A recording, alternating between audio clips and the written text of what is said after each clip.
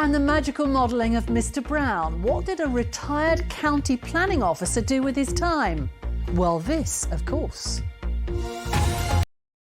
Now, when a person retires from work after a long and distinguished career, you'd think they'd like to have a bit of a change from the day job. But when Roger Brown left his role as a county planning officer, he couldn't resist directing his energies at something which had more than a few links to his past job. Roger spent the next 9 years of his life building a 15-foot scale model of Winchester, based on an Ordnance Survey map from the 1870s. But the extraordinary work has never been exhibited in a permanent location until now. James Ingham has the story.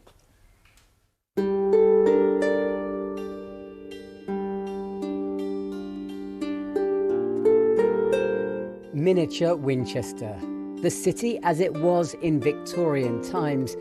This intricate model, the work of a man with a passion for buildings and a great deal of patience. It was a labour of love that lasted for 9 years. I don't know what his wife had to say about that. Well, we do know that she complained that for 9 years they couldn't get the car in the garage. It was never intended to be just a private project. This was always meant to be for other people to enjoy. But it's only ever been on show temporarily. A permanent home couldn't be found. But now, 20 years after its completion, the model forms the centrepiece of a revamped city museum.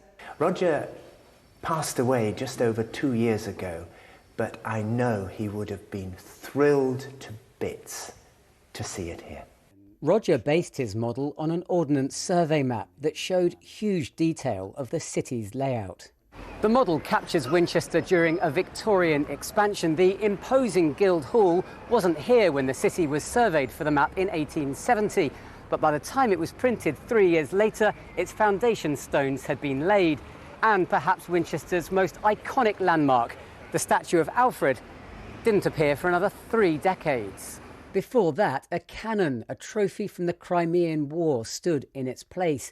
Even that's made it into this model.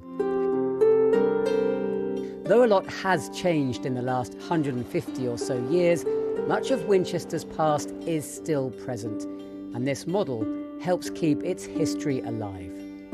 James Ingham, BBC South Today, Winchester. It is amazing, isn't it? Because when you look at that, we're so high-tech now with drones that you think, oh, yeah, I'm looking at this with a drone and a camera. So realistic. Fabulous. Really, really good. Roger Brown, that is.